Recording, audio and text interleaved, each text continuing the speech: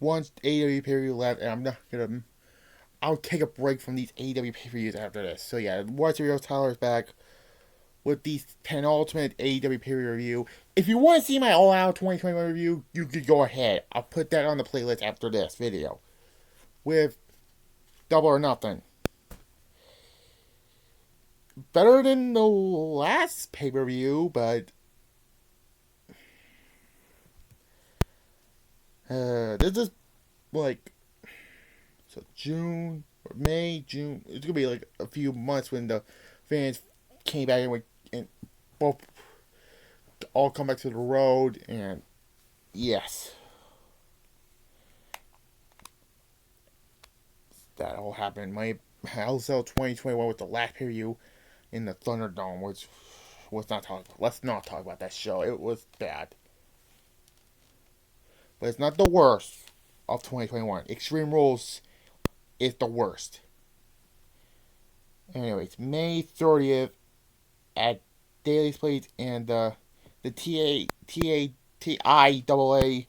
Bank Field in Jacksonville, Florida, for the last time you're gonna hear me say that. If AEW ever does a pay-per-view in Daly's Place again, for non-pandemic reasons. So yeah, you already saw my All Out 2021 review. So yeah.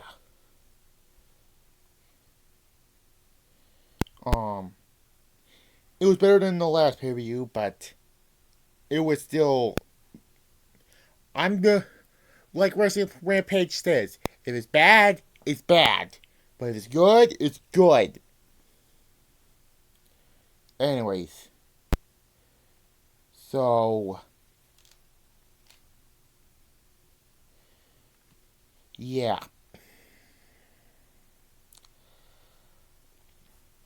Tomorrow we'll do my Victory Road 2008 review for TNA for 2008. Anyways, let's talk about the AEW Double or Nothing 2021. With Hangman Page, which by November he will win the world title and then loses to CM Punk, and then Punk had to be gone for injury, but he's not getting relinquished the title. They never want to give up their. I swear to God, AEW does not want a championship to get relinquished. But anyways, Hangman Page defeats Brian Cage in a good opening match, but yeah.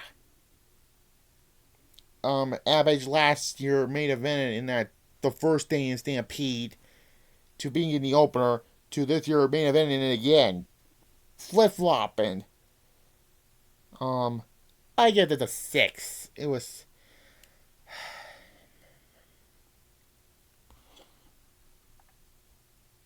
Yeah. And then we have for the AEW Tag Team Champions.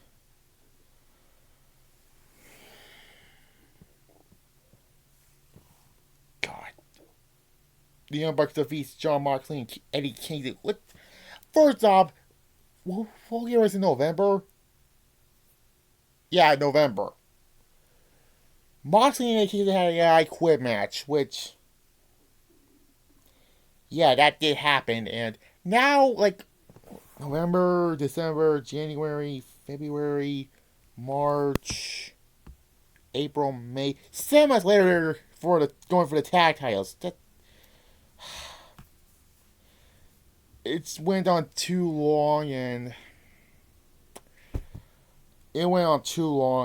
yeah, I give this a 4. And Moxley's last period appearance was All Out because he went to go to rehab in. Well, I'll talk about when I get to the Full Gear review if I ever soon. So yeah.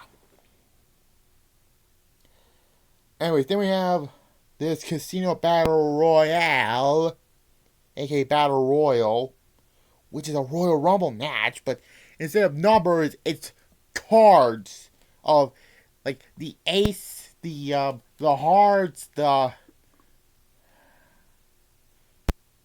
spades, And the Joker to... What the fuck?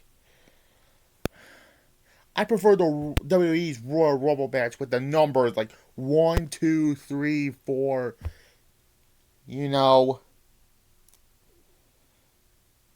Johnny White win this Battle Royal, but then 2 weeks later he wouldn't win the title for some fucking reason. Last eliminated Christian Cage, which I forgot to mention in my Revolutionary review. He made his debut in that show. And then I think it was right the World title match. Mark Henry appears, and yeah.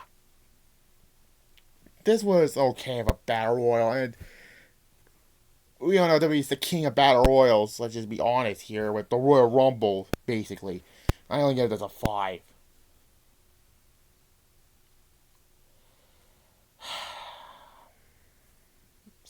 Yeah. Cody Rhodes defeats Anthony Ugo. I can't pronounce it. His name. This was just bad.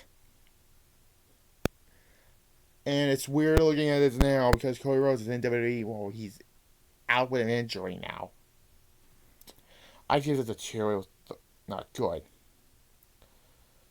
And then we have for the TNT Championship, another not good match. Miro defeats Lance Archer. No chemistry between these two whatsoever. If it's not 1. I'm just want to get this done over it.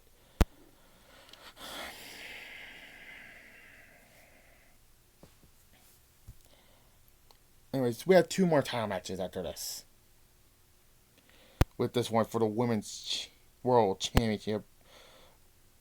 Dr. Britt Baker defeats Kushida, and this was just an okay match, like the first match, and if this will lead to her holding it for till March of this year, or I think it was March. I think it was March, yeah. Yeah.